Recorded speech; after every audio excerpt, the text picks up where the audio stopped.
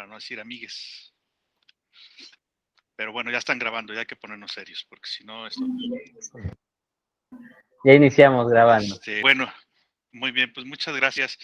Pues el día de hoy vamos a tener, como les había comentado a todas y todos los compañeros de la prepa, maestros y maestras, que vamos a tener nuestra capacitación de residuos y vamos a tener una serie de capacitaciones así que nos van a permitir pues hacer proyectitos en la preparatoria. Déjenme que les cuente que la semana pasada ya somos dueños de nuestra propia luz. Toda la luz desde hace 5 años en la preparatoria ha sido de luz de celdas solares y ya la terminamos de pagar la semana pasada, la semana antepasada. Ya es nuestra y somos creo que la única preparatoria en el estado que tiene energía solar. Y ahora queremos implementar otra serie de actividades que vayan en favor del medio ambiente. Y a pesar de que no tenemos alumnos ahora, ya estamos pensando, el día de hoy hubo una reunión en Veracruz en donde se iban a dictar ya la política a seguir para la reapertura de los planteles de preparatorias federales por cooperación.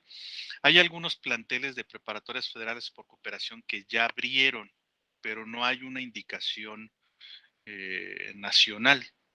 Entonces, nosotros creemos que vamos a entrar a finales de noviembre o aplicaremos exámenes presenciales el tercer periodo de exámenes, que es el examen final de este semestre, lo aplicaríamos de manera presencial en la escuela. Pero a pesar de que no hay alumnos, pues eso no nos impide capacitarnos para cuando recibamos a nuestros alumnos saber qué hacer, dónde quedan los residuos, cómo contabilizar los residuos, qué hacer con todo ello y evitar en la medida de lo posible pues la disminución de los residuos, haciendo conciencia de la utilización de otros materiales.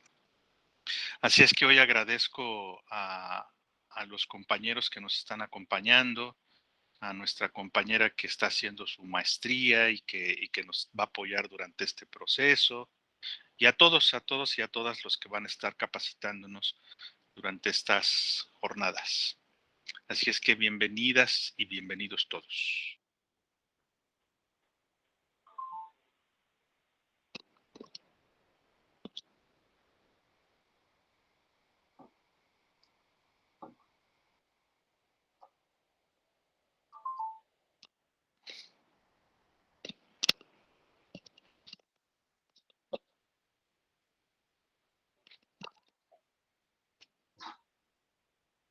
¿Qué procede? ¿Ya puedo iniciar? Adelante, mi estimado Julio. Ya. Bueno, buenas tardes a todas y a todos. Es para mí, primero un placer y por supuesto también que un honor el poder compartir con ustedes unos minutos en torno a la cuestión que se relaciona con algo que a mí me gusta mucho, me apasiona y me parece también que tenemos, digamos que, una obligación como docentes, el poder ser congruentes con lo que a menudo enseñamos y por tanto requerimos pues un comportamiento ejemplar en ese sentido. El día de hoy estoy aquí para un poco compartir algunas ideas que tienen que ver con el manejo de los residuos sólidos urbanos.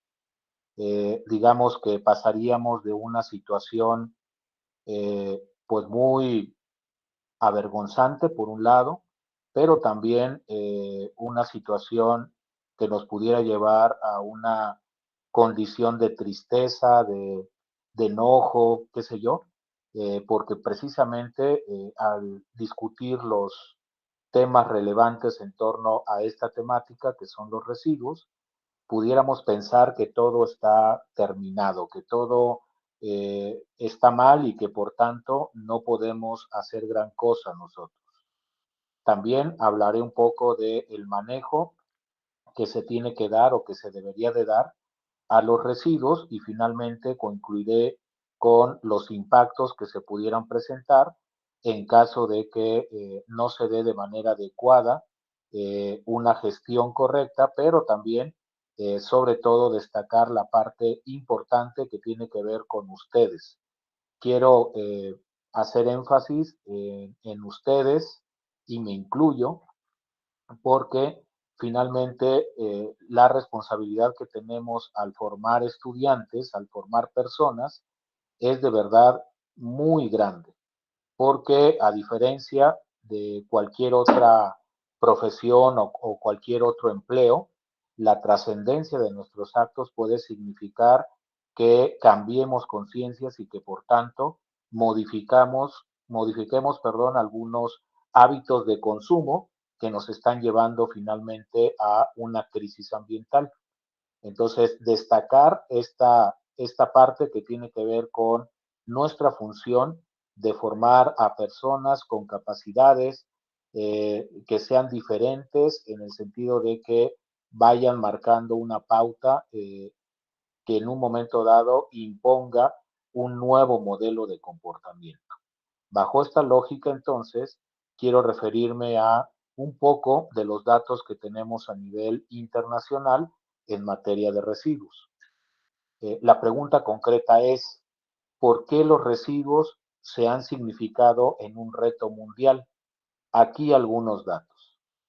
10.000 millones de toneladas de residuos urbanos son generadas anualmente y esta condición va en aumento. 2.000 millones de personas no tienen acceso a la recolección de residuos sólidos. Por tanto, sus residuos son depositados o colocados en vía pública, en parques, jardines, barrancas, ríos, etc. 3.000 millones de personas no tienen acceso a instalaciones de disposición final, es decir, no tienen ni siquiera de la disposición final lo menos adecuado, que sería un tiradero a cielo abierto, y mucho menos pensar que tuvieran un relleno sanitario. Y en esta lógica, también hablar de que la mayoría de los países en desarrollo carecen de una infraestructura legal y de gestión suficiente. Bajo esta lógica, si nos circunscribimos a que México forma parte de este gran grupo de países en desarrollo, podemos observar que el problema de la basura persiste a pesar de que haya muchos anuncios o muchas noticias, sobre todo políticas, que hablan de que la condición está cambiando y que somos sumamente eficientes. Vamos a ver un poco más adelante esta condición. Siguiendo en este sentido del ámbito mundial, destacar por una parte, digamos que cuál es la generación per cápita de residuos por región del mundo. Obviamente es destacable que en la parte norte del planeta podemos encontrar una gran región, que es la que estoy marcando con mi puntero, en donde se genera eh, más de 1.5 kilogramos por persona al día. De hecho, hay datos para Estados Unidos que llegan a generar hasta 4.5 kilogramos por persona al día. Esto puede ser poco, puede ser mucho, dependiendo de contra quién se compare. Bajo esta lógica comparativa, destacamos que México en promedio está generando entre 1 y 1.5 kilogramos. Ya de entrada, evidentemente tenemos una mucho mayor cantidad asociado con el grado de despilfarro que se tiene sobre todo en la parte de América del Norte. También, digamos que si volteamos del otro lado, podemos encontrar que Europa se mantiene en una tendencia similar a la de México, es decir, que genera entre 1 y 1.5 kilogramos de residuos. Si se dan cuenta, algunas otras regiones del mundo pueden generar entre medio kilo o de un kilo, de medio kilo, perdón, a un kilo. Evidentemente también destacar que se puede trazar, a excepción de Australia, la que tenemos acá, se puede trazar una línea imaginaria, más o menos a nivel del Ecuador, y podemos destacar así rápidamente que quienes más generan residuos son los que se ubican en la parte septentrional del planeta. Y además, obviamente, haciendo esta excepción que tiene que ver con Australia. Esta condición, digamos que se puede ver un poquito más concretamente cuando hablamos de generación. Es decir, si lo hablamos en términos de las regiones del mundo, como ya lo mencionamos, destacar, por supuesto, que la que más genera a nivel mundial sería la parte de Europa y Asia Central. También destacar que en la parte del sur de Asia también se genera una gran cantidad de residuos y, por supuesto, Norteamérica. Todo esto estamos hablando de promedios por región.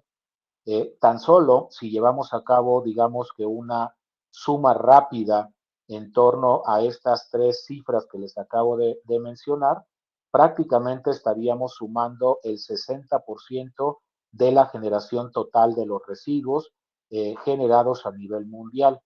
Y si regresamos, digamos, al mapa propiamente, destaca que quienes más generan son los que están ubicados en la parte norte del planeta y además son los países considerados con un mayor desarrollo. Y lo ponemos entrecomillado. Del lado derecho, destaco que la composición de los residuos en porcentaje va a variar. Aquí se plantea una cuestión generalizada que obviamente no siempre aplica para todas las territorialidades. Estamos hablando de que en promedio en México, si generamos 1 kilo o si los estadounidenses generan 4.5 kilogramos, casi siempre la mitad corresponde a residuos orgánicos. ¿Qué tiene de importante el generar o no, o generar esta gran cantidad de residuos orgánicos? Evidentemente, los residuos orgánicos son los principales responsables de la generación de lixiviados y de gases de efecto invernadero a través de el biogás y el CO2. Destacar también que el papel y cartón tiene un componente importante dentro de esta gráfica de pastel. Por supuesto, los restos de comida, entre otros. Entonces, cuando nosotros vemos, digamos que esta gráfica de pastel, podemos asumir que sería de suma importancia que pudiéramos llevar a cabo un manejo adecuado de nuestros residuos, priorizando. Acá me quisiera detener un poco para justificar esta parte. Espero que pues que no me lo tomen a mal, no es, digamos que una crítica, sino simplemente estoy tratando de dimensionar la cuestión de las priorizaciones. Así le preguntaría, por ejemplo, creo que tenemos a Jessie, ¿será? Una maestra Jessie, ¿habrá? Por favor, ¿por ahí estarás, maestra Jessie? Mira que quedó mi casa. Sí, por ahí está. Pero no es su voz, creo. Sí, hay una maestra Jessie, pero perdón, es que están mis niños aquí, no podía hablar. No hay ningún problema. No se preocupe. Ya quieren entrar a Aquí clases. es una pregunta rápida. Maestra Jessie, ¿qué opina de que en Morelos están prohibidas las bolsas de plástico o los plásticos de un solo uso?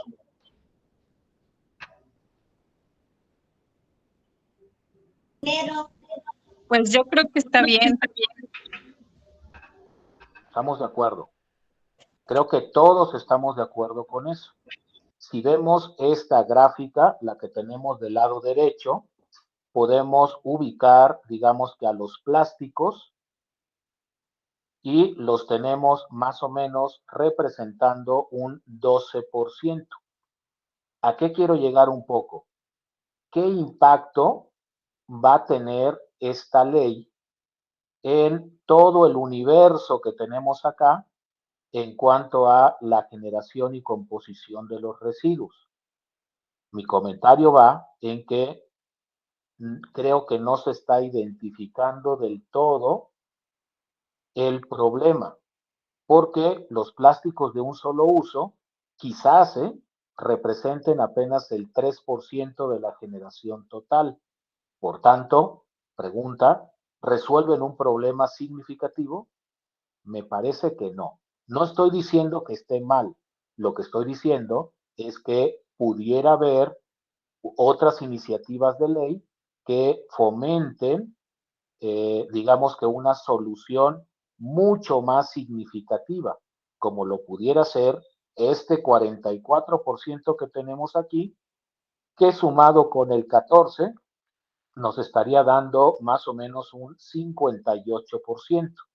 Es decir, si nosotros solucionamos estos dos problemas, que serían los residuos orgánicos, además de bajar significativamente, digamos que la generación como tal, también estaríamos abatiendo los problemas de contaminación del suelo, del agua y de la atmósfera, porque recordemos, estos residuos son los responsables de la generación de lixiviados y biogás. Es simplemente como para la reflexión.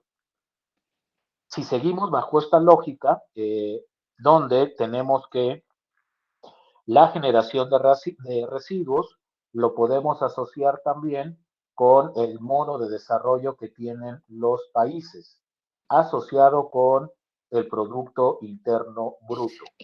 Así podemos destacar que a mayor o con el incremento pues del Producto Interno Bruto, evidentemente también se asocia con una mayor cantidad de residuos. Y a menor Producto Interno Bruto se genera una menor cantidad de residuos. ¿Cómo interpretamos esto? Quizás sea una cuestión inconsciente. Quiero decir que en la medida que tienes más recursos económicos, también propicias comportamientos y actitudes que implican que gastes más y que consecuentemente generes muchos más residuos. Así entonces, destacar el caso de Japón, que se encuentra dentro de los países más avanzados en torno a la economía, pero que a través de las acciones que está implementando está disminuyendo su huella ambiental, particularmente relacionada con los residuos. Aquí se confirma lo que les estoy comentando un poco y además se asocia con el tipo de residuos que se estarían generando. Solamente voy a poner, digamos que de ejemplo, a dos situaciones en particular. Me voy y me dirijo a la parte de abajo, a la izquierda. Los países que tienen un ingreso bajo, la mayoría de sus residuos, lo que tenemos aquí en esta dona, representan o son orgánicos en un porcentaje de 75%. El papel representa el 5%, vean, los plásticos el 7%, el vidrio el 2%, metales el 3% y otros el 13%. Me voy a la contraparte para que veamos cómo cambia esta condición. Del lado derecho, arriba, cuando hay ingresos altos, los residuos orgánicos, vean cómo disminuye respecto a lo que estoy comentando.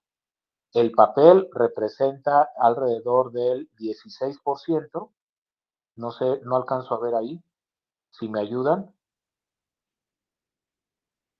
Sí, dice Los 16%. plásticos, el 12%. Perdón, adelante. Sí, el papel decía 16 y el plástico 12. Ajá, y de los orgánicos es que no alcanzo a ver hasta arriba. 36. 36. 36. Vean lo significativo, prácticamente es a la mitad de aquellos países que se consideran con ingresos bajos. ¿Qué quiere decir esto? Que evidentemente el manejo de los residuos en un país rico debe ser diferente al planteado en los países con ingresos bajos, porque su principal problema aquí son los residuos orgánicos. Esto evidentemente tiene que ver con los patrones de consumo.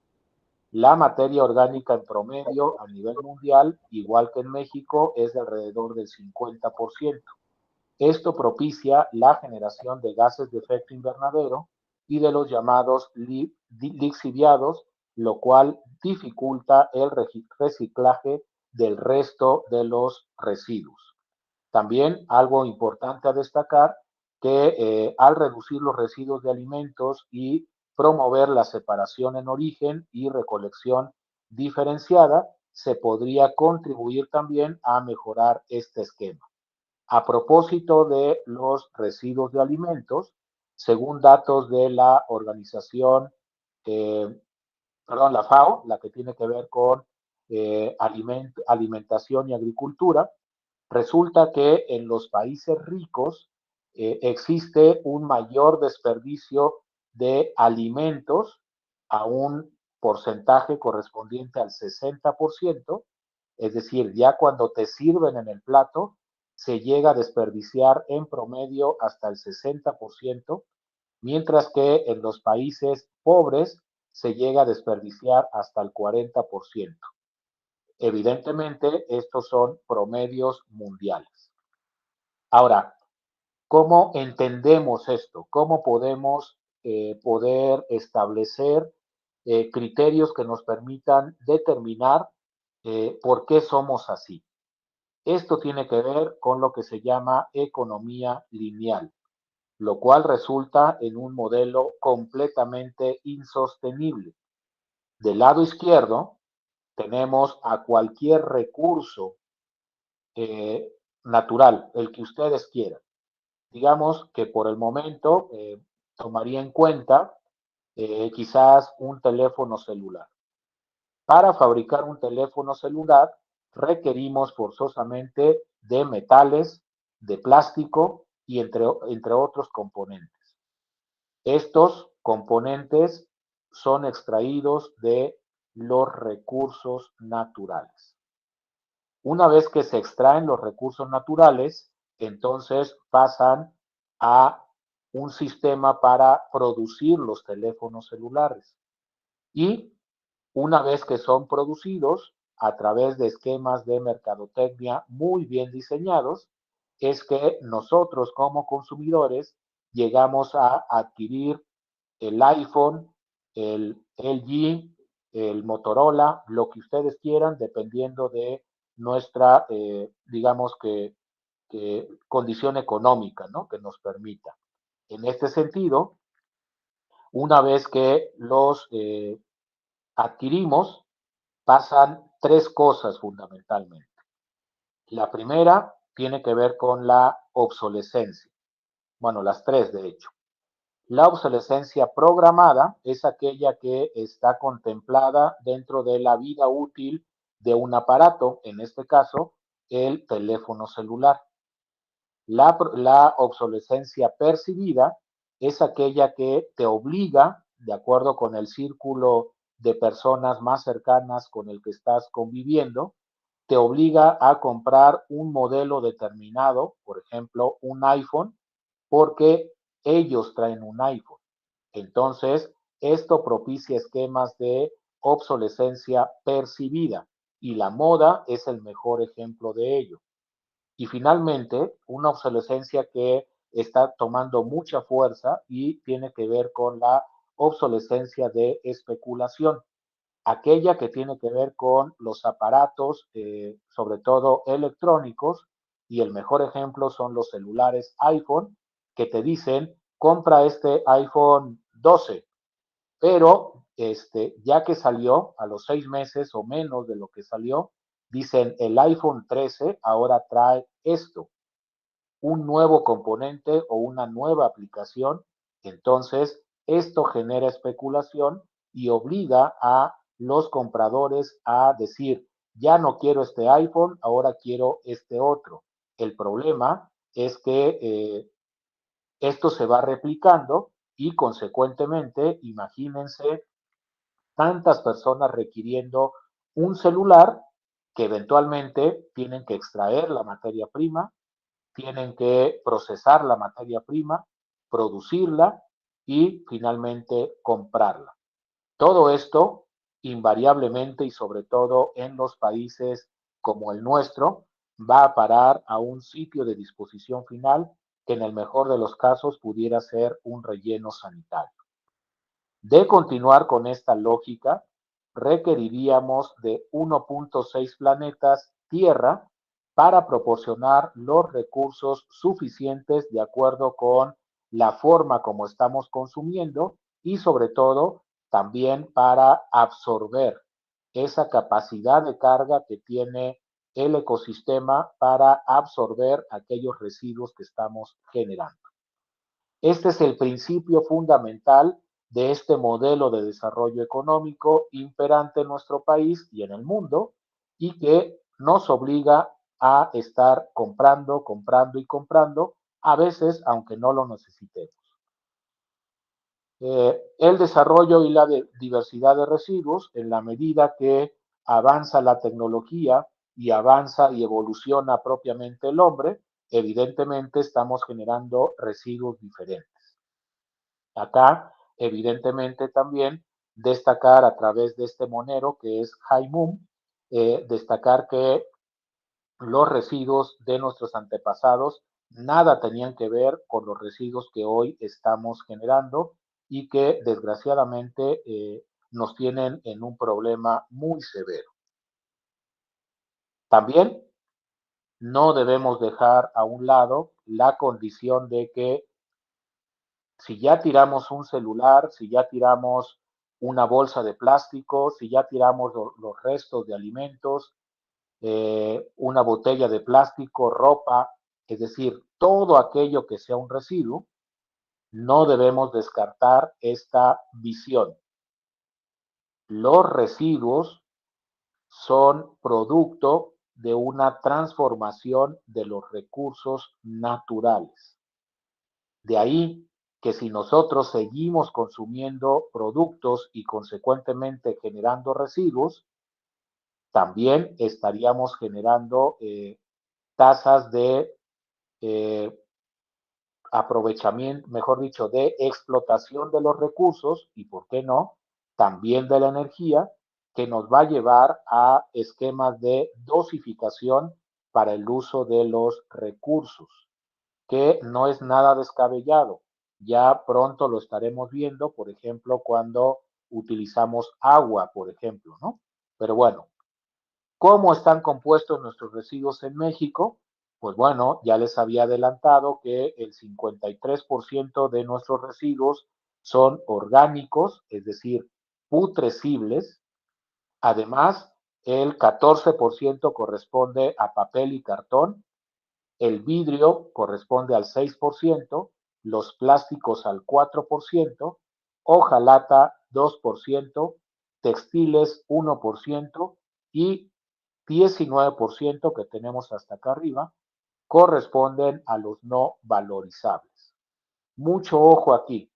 En estricto sentido, solamente este 19% debería ir a los rellenos sanitarios, es decir, debería ser lo único que nosotros tiráramos o pondríamos en la calle para que se lo llevara el camión.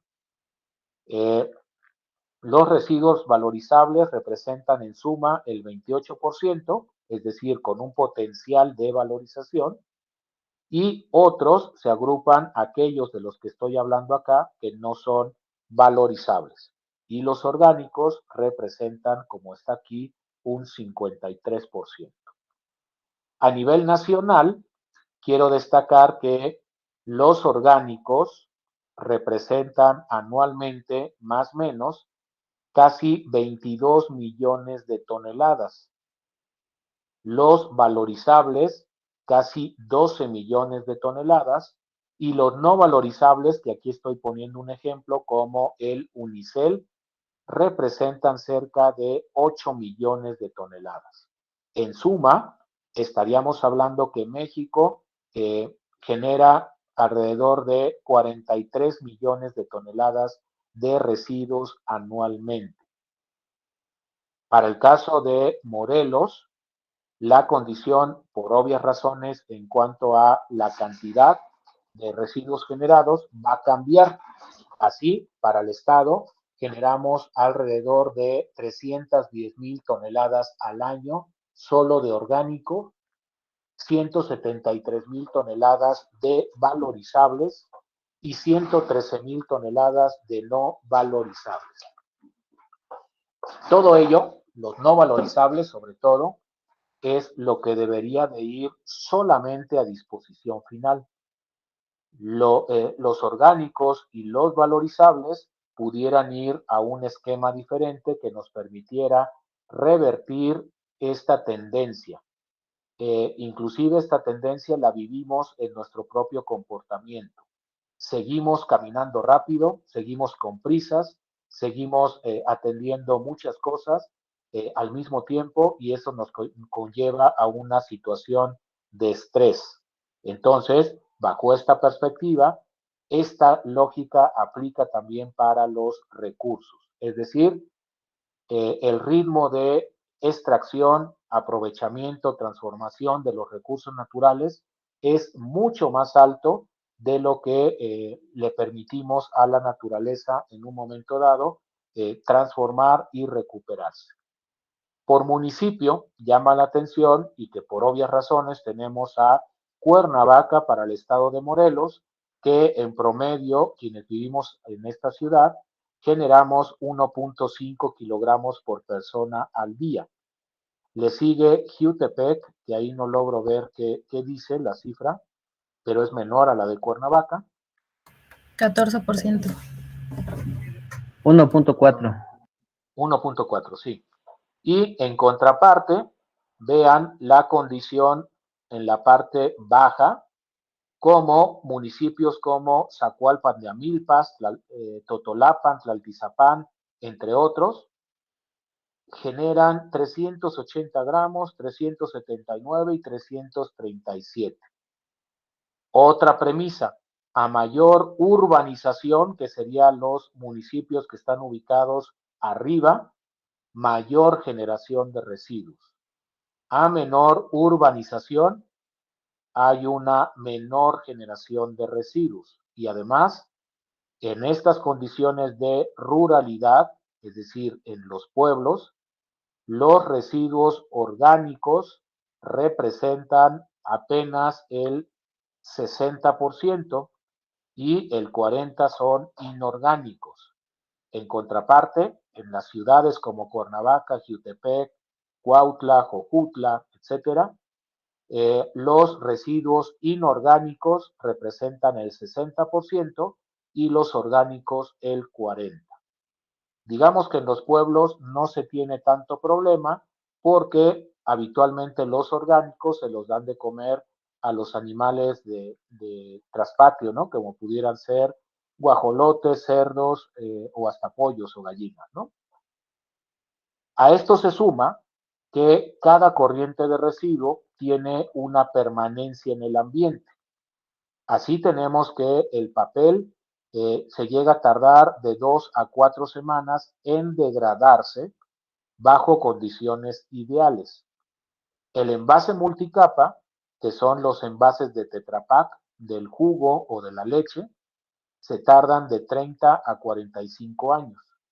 Las latas de aluminio, entre 200 y 500 años, las botellas de plástico, de 500 a 1000 años, el unicel, 1000 años, y el vidrio es un tema en cuanto a temporalidad indefinido.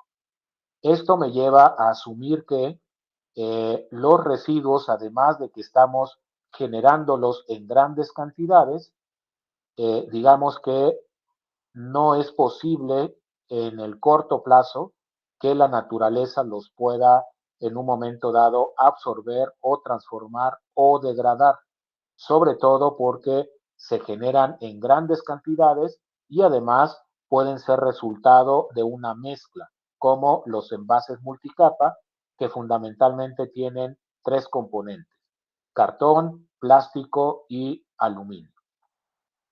También debemos entender que las ciudades se comportan de alguna forma haciendo una analogía de un metabolismo. Y en este sentido, del lado izquierdo tenemos entradas. Y las entradas para una ciudad se pueden traducir en materiales, recursos y energía. Una vez que estos materiales pasan y energía pasan por el uso de los cuernavacenses, lo que sea, tienen que salir y por tanto las salidas del lado derecho pueden ser o pueden verse reflejadas como efluentes en agua, emisiones en la atmósfera y residuos en el suelo que pudieran afectar y también al agua. Todo ello conlleva una contaminación, impactos ambientales y, por supuesto, una explotación de los recursos naturales. Me voy un poquito más rápido. Esto es lo que se genera típicamente se maneja, mejor dicho, en una ciudad o en México en términos generales. Todos, invariablemente, en nuestra casa, en la universidad, en la prepa, generamos residuos. El municipio puede llevar a cabo actividades de barrido en las vías públicas, pero también tiene un sistema de limpia que se llama recolección. En este caso, la recolección es mixta, es decir, se mezclan todos los residuos. Una vez que se mezclan, el camión los recupera y los lleva a una estación de transferencia que está ubicada al sur de Cuernavaca, allá por el Polvorín. En la transferencia, todos los residuos recopilados de las calles de la ciudad son llevados a un transporte más grande que a su vez los lleva a el relleno sanitario de Cuautla. A esta condición se le llama de la cuna a la tumba, es decir, aquí nace en la generación y aquí muere en la disposición. Para el caso de Cuernavaca ya cambió esta condición, ya no hay una transferencia, digamos que muy fuerte. Ahora los camiones recolectores van directamente a depositar a el sitio, al relleno sanitario, que tendríamos que ver que si cumple o no con la norma, que está ubicado en Cuernavaca, en Loma de Mejía, allá en los ejidos del Salto de San Antonio. La basura tiene esta problemática, ya les dije que genera lixiviados, como los que tenemos acá del lado derecho arriba. No se puede ver, pero abajo tenemos a un respiradero de biogás y está prendido acá, se está transformando el biogás. También se generan malos olores, hay afectaciones a aguas superficiales y subterráneas. La basura propicia un aumento considerable en el volumen, de ahí que requerimos de más espacios para colocar la basura que generamos en las ciudades. Hay una imagen visual desagradable y el transporte de materiales, por ejemplo, las bolsas que en otro tiempo se daban en el súper, que eran muy ligeras, pueden desplazarse por la acción del viento y afectar la biodiversidad, incluida a la fauna y a la flora. Y obviamente esto conlleva unos elevados costos de manejo. Mucho ojo aquí. Cuernavaca, mensualmente gasta en promedio alrededor de 12 millones de pesos para manejar la basura que genera. Sin embargo, hay otros datos que dicen que esos 12 millones de pesos se quedan cortos, porque en realidad se está gastando alrededor de 18 millones de pesos mensuales, que literalmente están siendo tirados a la basura.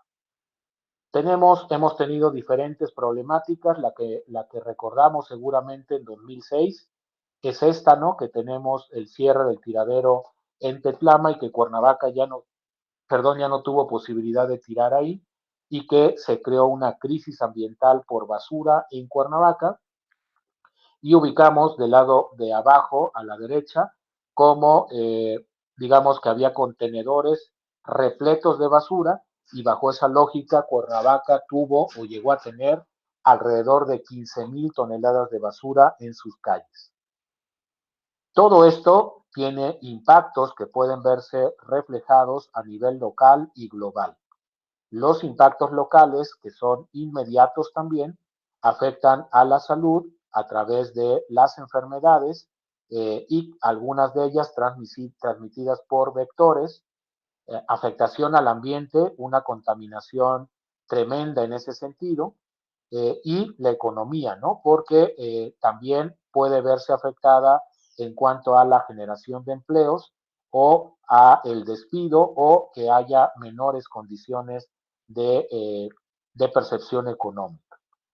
Los impactos globales tienen que ver con el cambio climático, la basura marina y los microplásticos y fundamentalmente el agotamiento de los recursos.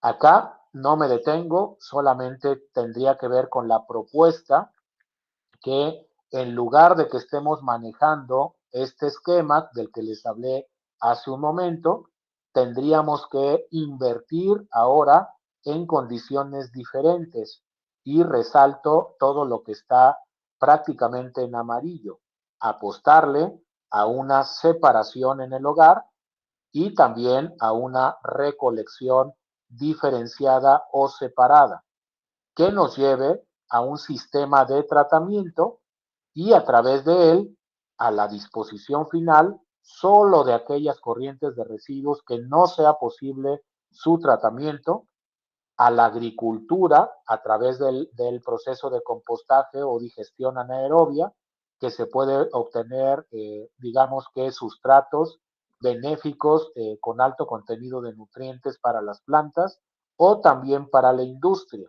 Así tendríamos, por ejemplo, que ya las playeras, los jerseys que les llaman de los equipos como el Real Madrid, Barcelona o mi Chivas, por ejemplo, ¿verdad, maestro Fer? En lugar de que sean importadas de China, las pudiéramos elaborar aquí con PET.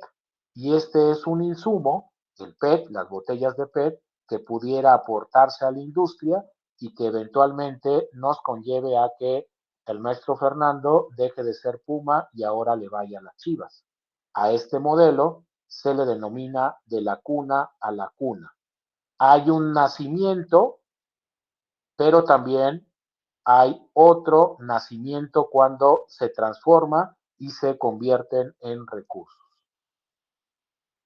Particularmente, ¿qué se tendría que hacer aquí para lograr cumplir con los objetivos que tiene Daniela en cuanto a su trabajo de investigación? Digamos que hay una ruta crítica que se debe de implementar, quizás no en el marco de un plan de manejo como tal, pero Daniela ya hizo un diagnóstico y bueno, todos estuvimos ahí, por lo menos de lo que recuerdo, recogiendo la basura que se genera precisamente en la preparatoria. Una vez que hicimos ese diagnóstico, determinamos la cantidad y la capacidad de los contenedores. Ese ejercicio ya lo hizo Daniela. Entonces, si se genera mucho vidrio, entonces se requiere de un contenedor adecuado para el vidrio. Si se genera mucho Tetra Pak, de igual forma, o si se genera mucho orgánico, se tendría que pensar en una composta escolar, por ejemplo. Así se puede clasificar a los residuos bajo estas categorías: basura o no reciclable, orgánicos susceptibles de compostar, botellas de refresco y plástico rígido, entre otros, igual que el papel, por ejemplo. De acuerdo con el tipo de residuo separado, puede ir a valorización, puede ir a tratamiento o aquello que digamos que no tiene una salida, puede ir solamente con el camión recolector de basura. Si se dan cuenta, tenemos también entradas del lado izquierdo cuando generamos y vamos pasando por el diagrama hasta llegar a las salidas. Digamos que la suma del tratamiento y la valorización deberá de ser en promedio alrededor del 70 al 80%, de manera que la transferencia solamente represente el 20 o 30%, bajando significativamente los impactos ambientales. ¿Cómo concebir esto? De acuerdo con la LGPGIR, que es la Ley de los Residuos en México, se tendría que aplicar la responsabilidad compartida. Y aquí entra la parte ética y de su vocación como profesores. Entendiendo esto entonces, que cada uno de nosotros tiene una responsabilidad no solo en la generación, sino también en la disminución, el manejo, la transformación, el tratamiento de todos los residuos que estemos generando. La educación, por tanto, significa ya en un esquema toral para la transformación de la forma de pensar de las personas, a través de la sensibilización, incidiendo en las pautas de consumo, separando en origen, a través de campañas, por ejemplo, lo que decía un poco hace un rato el maestro Fernando, de la creación de estrategias para el intercambio de ideas a través de un café sustentable, por ejemplo, canales adecuados para las audiencias, para todos los estudiantes, por ejemplo, apoyarse en ONGs, que pudiera ser ECOSE, que no es necesariamente una ONG, pero que sí pudiera aportar, y una mayor articulación de las políticas en materia de residuos y de educación. La información y comunicación, fundamental. Si nosotros no podemos comunicar lo que estamos haciendo, evidentemente no vamos a alcanzar los objetivos que estemos planteando.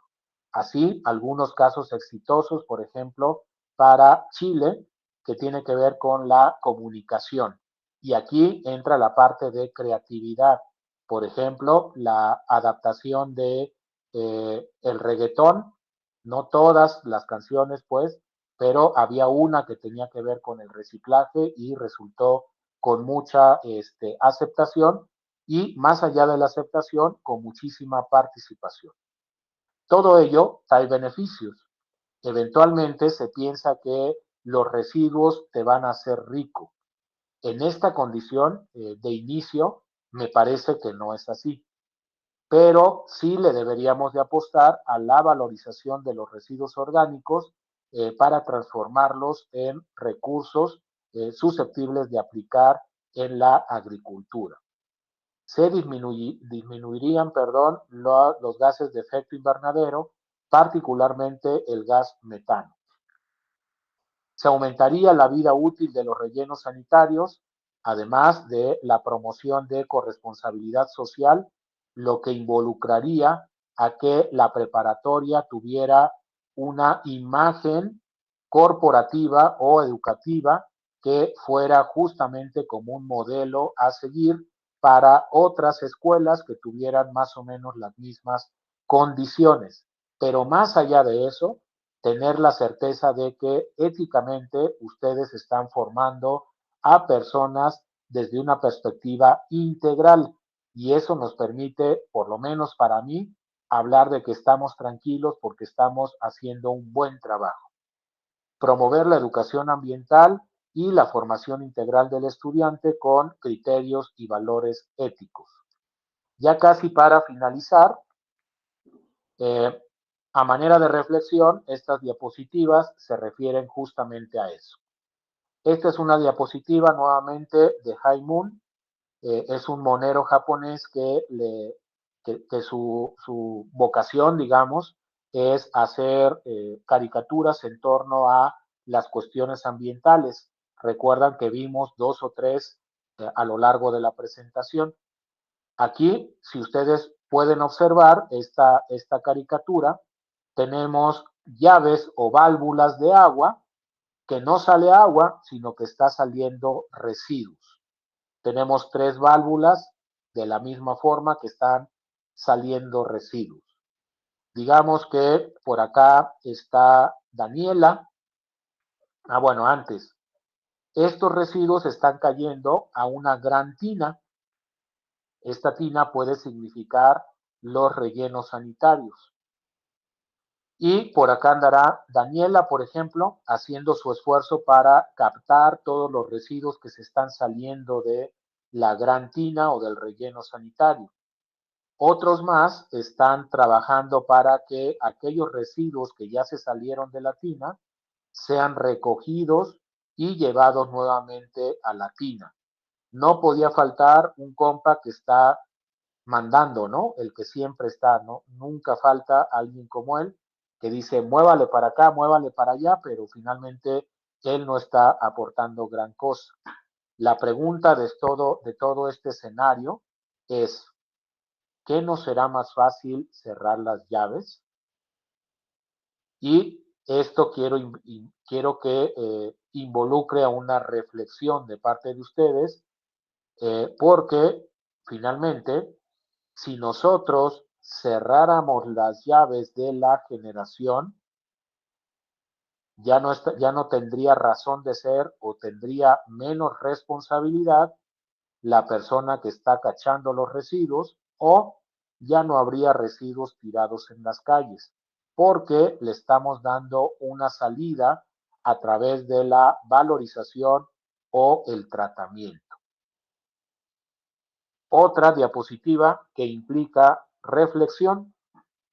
A menudo, y bueno, creo que con la pandemia nos dimos cuenta de muchas situaciones que tienen que ver con un cambio simple y llanamente de actitud. Esto de la gestión de los residuos implica un cambio de actitud también. Asumir que los residuos de hoy en adelante, desde siempre, debieron haberse considerado como un recurso.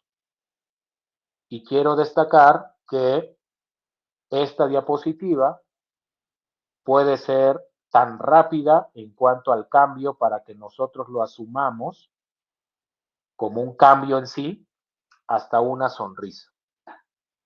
Cuando digo que implica un cambio de actitud, vean lo que significan las dos imágenes. Una imagen de una niña que está seria, que aparenta estar muy pobre, que es sucia, en fin, todos los calificativos que le puedan poner. Sin embargo, esta misma niña cambia el panorama cuando está sonriendo. Ustedes, por tanto, tienen la gran oportunidad de cambiar esta condición. Quizás no sea solamente a través de una sonrisa, como la que tenemos acá, sino con inculcar a los estudiantes y sobre todo nosotros mismos ser congruentes con lo que estemos haciendo. La educación ambiental tiene que ser un modelo en el que se repliquen buenas prácticas. Y, por ejemplo, hoy tenemos problemas severos quizás con los niños, ¿no? Con los chicos que estamos educando. La educación en nuestros tiempos era totalmente diferente. Y yo lo que creo es que se deben de asumir los cambios y ser coherentes con lo que estamos planteando y lo que estamos haciendo. Para finalizar, termino con esta diapositiva que me gusta mucho, en donde tenemos a Alicia, que está buscando, digamos que por cuál camino está buscando el camino que debe elegir, y así se plantea una pregunta. ¿Qué camino debo seguir? El gato, Metiche, que por ahí anda, no lo veo, responde, depende de a dónde quieras llegar. La moraleja de todo esto es que si no sabes hacia dónde vas, cualquier camino es bueno. A través de estas capacitaciones, a través de la sensibilización, a través de la apertura que están dando ustedes como profesores, me parece que podemos acceder a condiciones diferentes porque el camino está trazado. Digamos que ustedes ya tienen la ruta crítica, sería cuestión nada más de implementarlo para lograr cambios significativos. Con esto termino. Si tuvieran alguna pregunta, con todo gusto estoy a sus órdenes.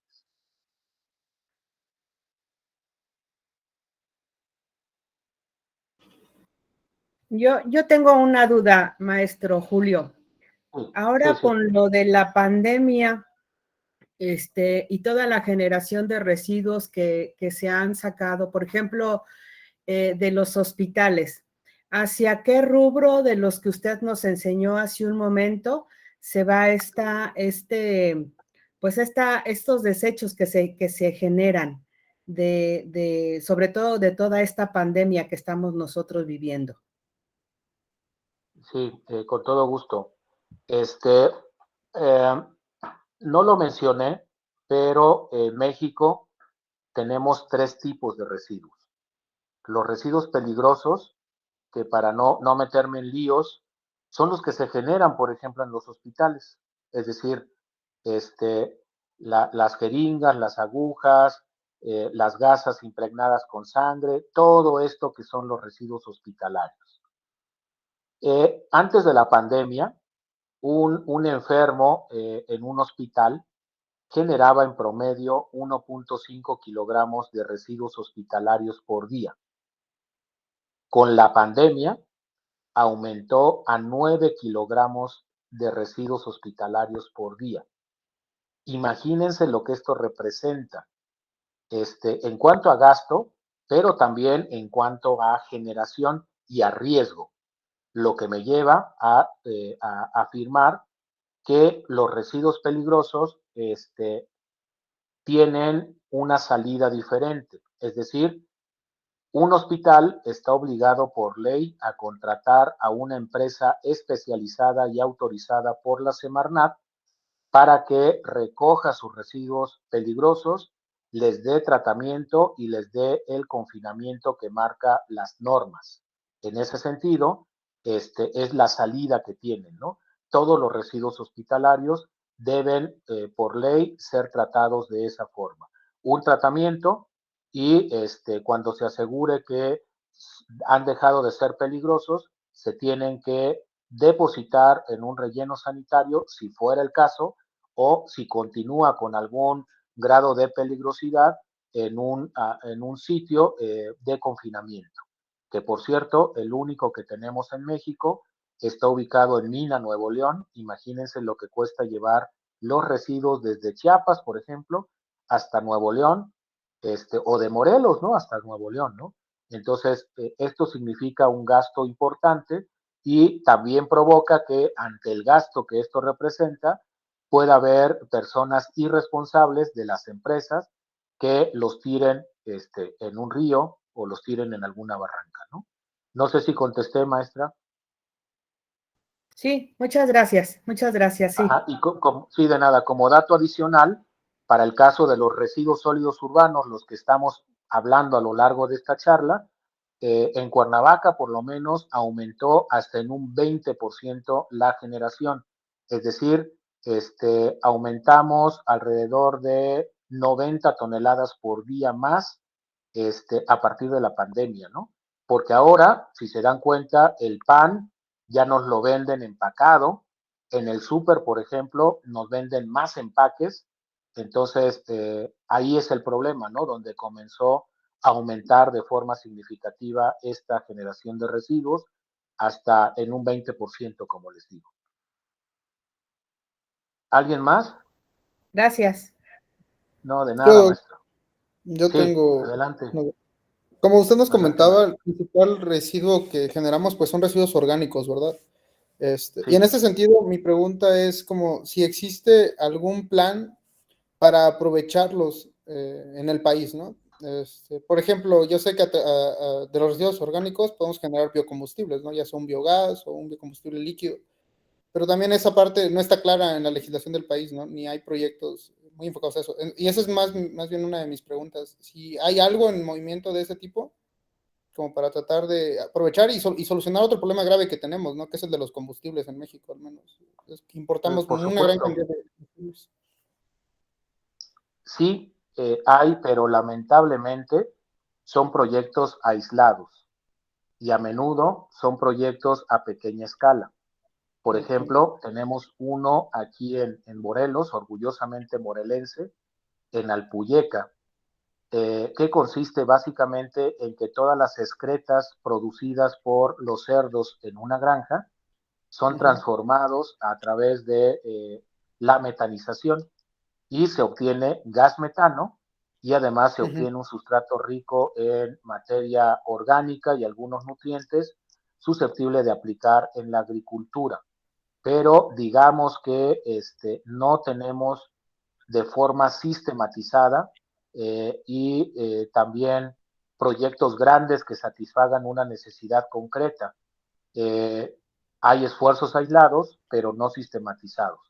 El mejor ejemplo que tenemos cercano y que ahí, por ejemplo, Daniela puede comentar al respecto, pero quizás en la preparatoria por la carencia de espacio no se pueda llevar a cabo el compostaje de todos los residuos orgánicos generados en la prepa, pero pueden firmar un convenio de colaboración con la universidad y particularmente con la Dirección de Desarrollo Sustentable para que lleven los residuos orgánicos a la planta de compostaje y ahí reciban el tratamiento adecuado, ¿no? Y con ello ustedes estarían cumpliendo y estarían conscientes de que el proceso se está dando de forma adecuada.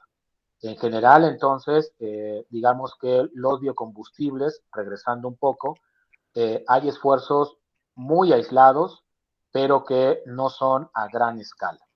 La Universidad Ok. del Estado participó en un proyecto para crear digamos que una estación para transformar los residuos orgánicos a través del proceso de biodigestión anaerobia. Pero Ujú. pues nunca se concretó por el cambio de gobierno, ¿no?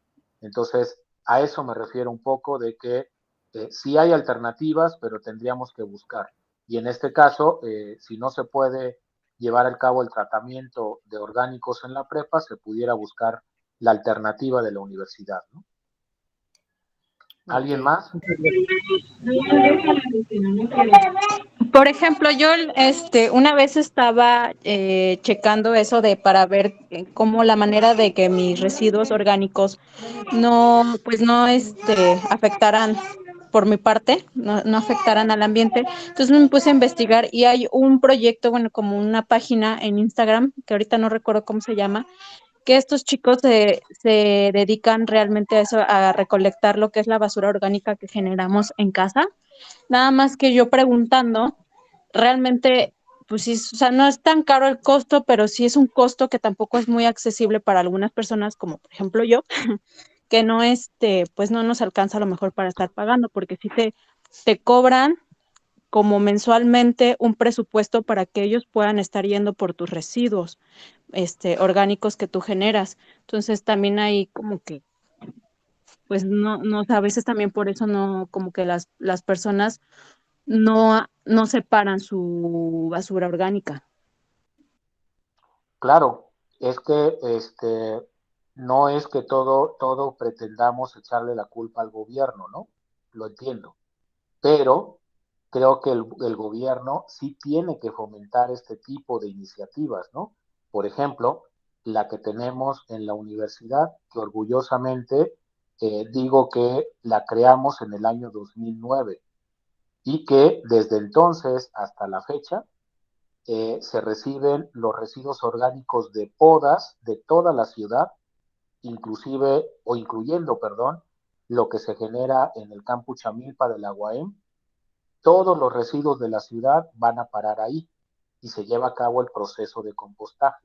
Estamos hablando de que el municipio le entró y en promedio estamos depositando allí para tratamiento 100 metros cúbicos de residuos orgánicos por día y se tiene una capacidad de producción de composta de 2.400 toneladas. Hicimos un cálculo precisamente entrando en la parte económica, para convencer, vean, ni más ni menos que a 3 presidentes municipales. Con todo respeto lo digo, fue fácil hacer entender a Morales Barú en Cuernavaca, pero no fue fácil hablarle a Cuauhtémoc Blanco o a Manuel Martínez Garrigós. Entonces, ¿cómo lo hicimos? Tratamos de equiparar la parte económica y le dijimos, mira, si tú llevaras estos residuos al relleno sanitario de Cuautla, por decir algo, te saldría en 20 pesos. Si tú los traes para acá y se firma el convenio, te va a salir en 5 pesos. Entonces, logramos desde el 2009 establecer una política pública. Ya es política pública y de lo cual estoy muy orgulloso porque además de que nosotros la iniciamos, fue iniciativa de la universidad. Entonces, eso, la verdad que me llena de orgullo. Y la producción de composta, ¿no? Otra condición, cuando vamos a comprar sustrato o mal llamado tierra de hoja y tierra de banco ahí a Santa María, lo que estamos haciendo es consumir un recurso natural, que en promedio cuesta 12 o 15 pesos el bulto, más o menos. Y para Cuernavaca, cada año autorizado, y hago énfasis en autorizado, la Semarnat autoriza 30,000 metros cúbicos por año. Aparte, lo ilegal, que también es otro componente importante. Entonces, en la composta, logramos establecer un mecanismo para vender composta más barata que la tierra de hoja y de banco, y el problema es que pocos la conocen y asumen a la composta como que tiene bichos, que tiene basura, que no es buena, que quema las plantas, etc. Pero si hacemos pruebas de laboratorio como las hicimos, nos damos cuenta que la composta está por encima en nitrógeno, fósforo y potasio de lo que aporta la tierra de hoja y tierra de monte extraída del suelo forestal de Cuernavaca, ¿no? Entonces, sí se requieren de nuevos esquemas y bueno, yo por ejemplo en casa tiraré al camión por 4 personas que vivimos en casa en promedio 1 kilo de residuos, 3 kilos a la semana. Mi mayor componente sigue siendo lo orgánico, pero yo tengo un espacio y aunque no tenga el espacio, se puede implementar una composta.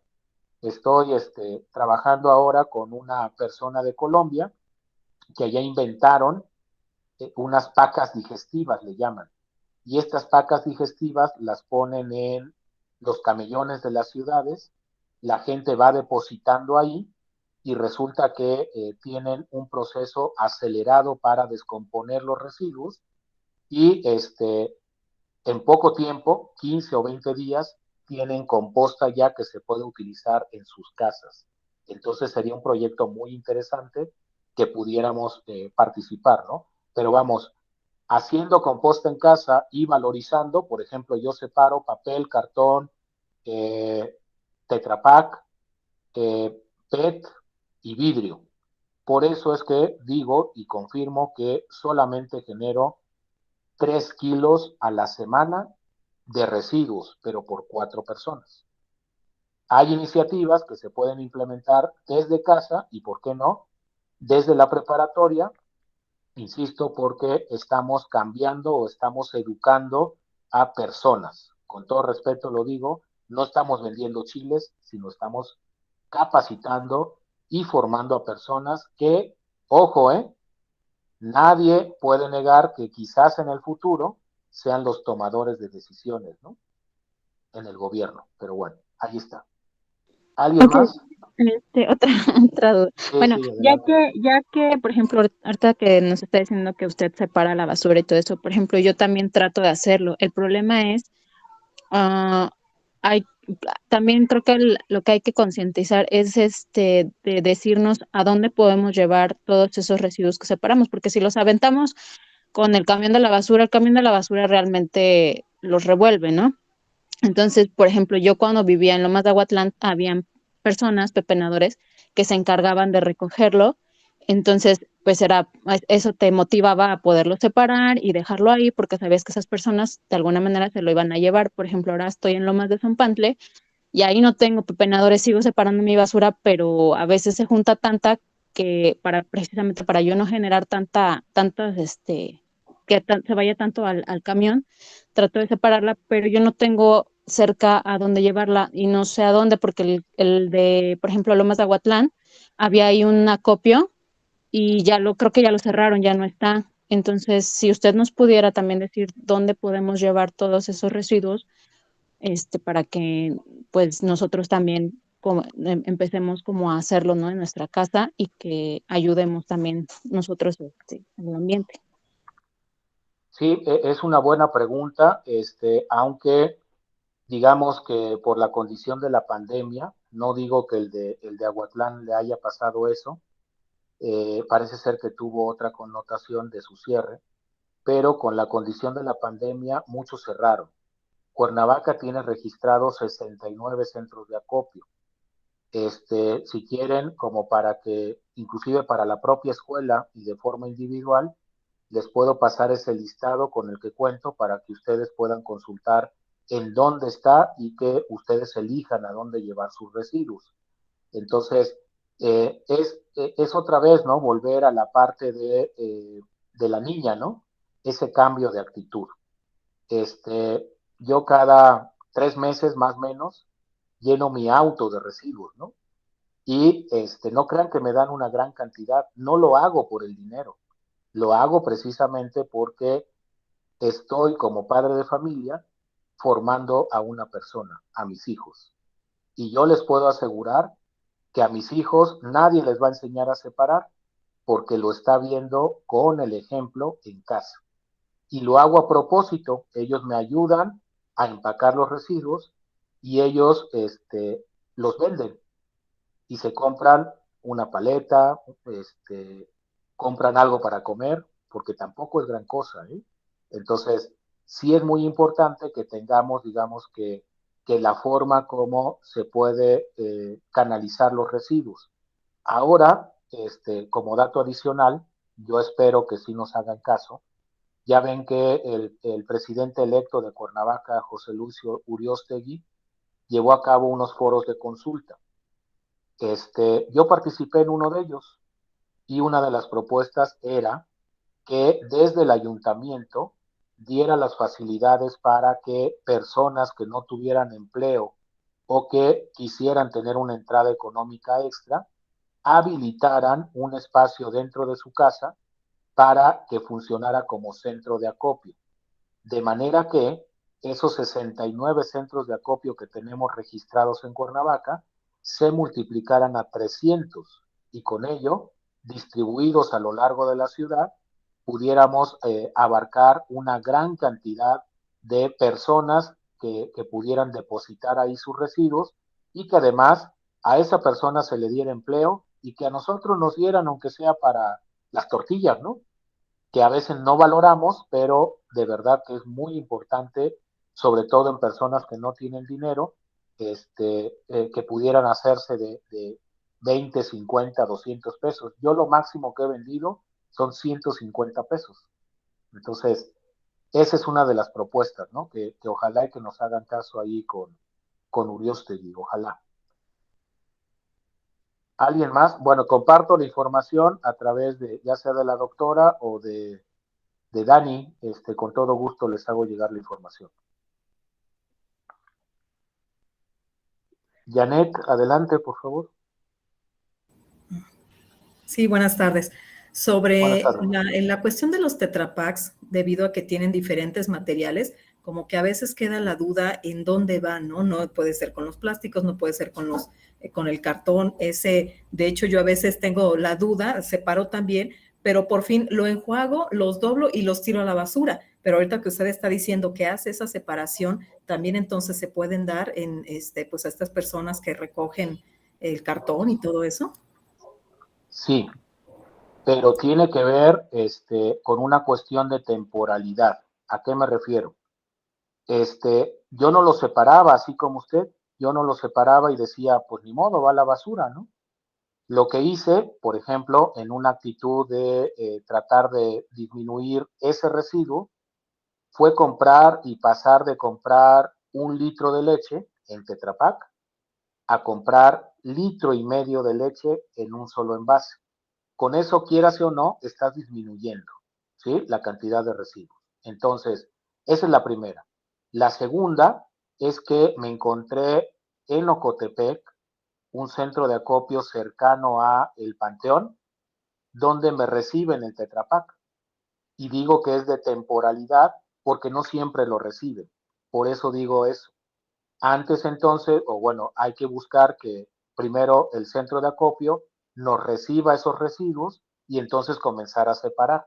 Entonces, a partir de que me los aceptaron, yo ya incluyo a la corriente de residuos de Tetra Pak en todo lo que llevo a vender. Pero va a depender del centro de acopio. Porque no siempre, ¿eh? Hay la única empresa en México que se encarga del tratamiento del Tetra Pak, hace papel de color muy bonito, separa el plástico del metal y hace otros subproductos, pero lo más fuerte para ellos es el papel. Entonces, su mezcla es 50 y 50. 50 de material reciclado por 50 de materia prima virgen. No es lo ideal, pero el Tetra Pak, digamos que la calidad del cartón utilizado ahí no es la mejor. Cuando tú aglutinas esa pulpa de papel, simplemente no aglutina, no forma una película. Por tanto, tienen que agregarle materia prima virgen para que conserve esa capacidad de juntarse, ¿no?, entre las fibras. ¿De acuerdo? Gracias. Ocotepec sí hay, así que puede ir allá, ¿no? Gracias. Javier, por favor, adelante. Sí, estaba pensando en esto que mencionaba, doctor, de que pues hay que ver o sea que en algún momento en algún momento de la exposición se mencionaba que nosotros somos pues fuente de desechos, o sea, en las familias, en las casas, en las escuelas, somos fuentes de desecho. Y estas otras fuentes que hay de desechos, pensando en que todo el material toda la materia prima, todos los recursos naturales que se extraen y que se procesan, prácticamente son desecho. O sea, los sacaste y son desecho. Tarde que temprano van a hacer eso. Y me quedo pensando en esta otra fuente, de los desechos que son las industrias. Yo sé que hay impuestos verdes, sé que hay una serie de políticas y lineamientos para tratar de que las empresas se hagan responsables del tratamiento que le dan a los recursos. ¿No? Por ejemplo, pues no sé, a mí se me hace como un poquito como, yo no sé si esto sea así, pero se me hace un poco como difícil pensar que no haya otros materiales que sean más amigables con el medio ambiente, por decirlo así, que el plástico para envasar y embotellar, o el PET, o sea, esta otra parte que nos falta, aparte de confesarnos pecadores de que somos fuente de desecho, ¿qué tanto como en las escuelas también tenemos la misión de señalar esta otra parte que las empresas deberían hacerse pues responsables de la basura que generan al momento o sea, si nosotros nos tenemos que asumir como contaminantes, ¿qué hay de esta otra parte de que no se está asumiendo porque no está asumiendo la responsabilidad del tratamiento que le está dando a un material en forma de materia prima y se está convirtiendo en productor de basura, desde que hace un celular hasta que fabrica una botella de plástico, ¿no? Y por qué estas empresas no debieran hacerse responsables de eso que ellos propician y generan, ¿no? Por ejemplo, pues yo no soy el que está extrayendo petróleo para hacer para fabricar PETs, ¿no?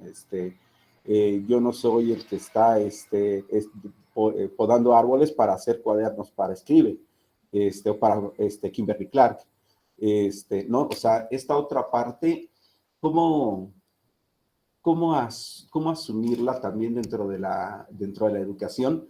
Y no solamente la parte de las 5 R's o 6 R's o las que sean, ¿no?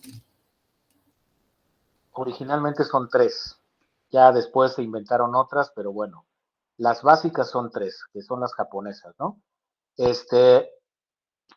Es trascendente la pregunta que acaba de plasmar. Las empresas están obligadas por ley, la LGPGIR, Ley General para la Prevención y Gestión Integral de Residuos, a que si generan residuos en grandes cantidades, adquieren la categoría de residuos de manejo especial. Es decir, está destinado para aquellas fuentes de generación que generen más de 10 toneladas al año. A manera de ejemplo, la universidad genera 1.5 toneladas de basura por día. Si asumimos que trabajamos 200 días, obviamente esas 10 toneladas que marca la ley las rebasamos por completo. Por tanto, en la ley está configurado que aquellos grandes generadores de residuos, como fuera el caso de la universidad, aunque no los esté produciendo, sino que me estoy refiriendo a todos, deban presentar lo que se llama el plan de manejo. Y el plan de manejo implica que es un instrumento de la política pública en donde se establecen criterios para compras verdes o compras sustentables, manejo adecuado, tratamiento, transporte y disposición final. De tal forma de que se ataquen a todas las etapas del manejo a efecto de que disminuyan los impactos ambientales y que los municipios tengan la opción de no prestar ese servicio y si lo prestan, de hacerse de un recurso económico. Porque también algo importante a destacar, que es que hay impunidad en todos los aspectos de nuestra vida como ciudadanos. Nuestra ley, yo puedo decir que es la más bonita de todas, la mejor del mundo, pero si no se aplica, evidentemente no tiene una situación que respalde un manejo adecuado. Y yo diría que además de nuestra ley, que se llama para la prevención y gestión integral de residuos, debiera aprobarse como la tendencia internacional otra ley que se llama de economía circular, que ya prevé justamente todas las etapas del manejo de los residuos, pero también considera de forma drástica a las etapas o a la responsabilidad que tienen los productores, en este caso de los celulares, por ejemplo, o la Kimberly, como usted dice, para asumir la responsabilidad compartida. Entonces, si nosotros tuviéramos esa ley de economía circular, estaríamos hablando de un cambio en el paradigma, puesto que estaríamos asumiendo de una vez por todas que los residuos pueden asumirse como un recurso y consecuentemente como materia prima también, ¿no? Entonces, yo creo que son muchos elementos a considerar. Destaco esos dos, la ley que no se aplica, la creación de otra ley y que se debiera de asumir a los planes de manejo como la herramienta para poder abordar y disminuir los impactos ambientales asociados con la basura. Gracias. De nada. ¿Alguien más?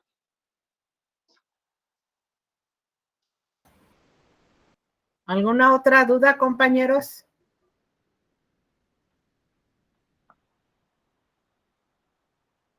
No, creo que ya no. Ajá. Creo que ya no. Pues muchas gracias, maestro Julio. Le agradecemos mucho esta plática tan amena y tan nutritiva que nos dio el día de hoy.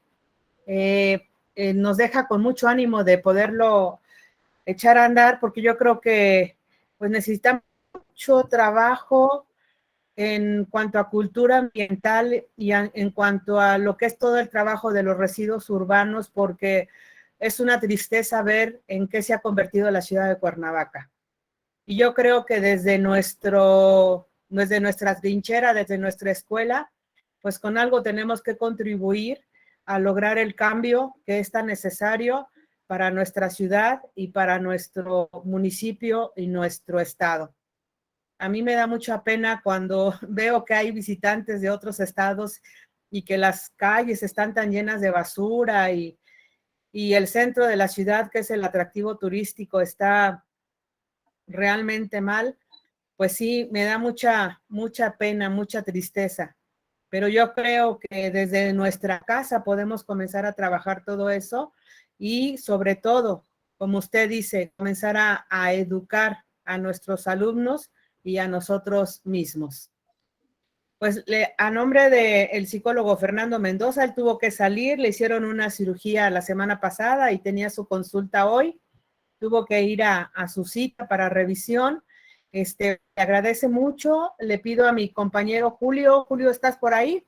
Julio César, el favor de compartir un pequeño reconocimiento de manera virtual, se lo haremos llegar de manera presencial, pero ahorita mi compañero, bueno, le hacemos este reconocimiento a nombre de la preparatoria Andrés Quintana Roo, al maestro en el manejo de recursos naturales, Julio César Lara Manrique, por su valiosa participación en la videoconferencia Residuos Sólidos Urbanos, Situación Actual, Manejo e Impactos, realizada el día 22 de octubre del 2021 y firma el psicólogo Fernando Mendoza Vergara. Pues muchísimas gracias a nombre de todos mis compañeros docentes y administrativos. Le agradecemos mucho, también le agradecemos mucho a la doctora Luisita, a Dani que nos haya elegido para llevar a cabo este proyecto que a nosotros pues nos hace inmensamente felices porque es una manera de contribuir un poquito a toda esta problemática que tenemos en el Estado y en la República Mexicana. Pues muchísimas gracias a nombre de todos, que tengan buena tarde y pues nosotros le continuamos porque ahorita tenemos otra reunión a las 7 con todos los maestros de ciencias. Así es que pues muchísimas gracias, le agradecemos mucho a todos ustedes. Sí, Gracias.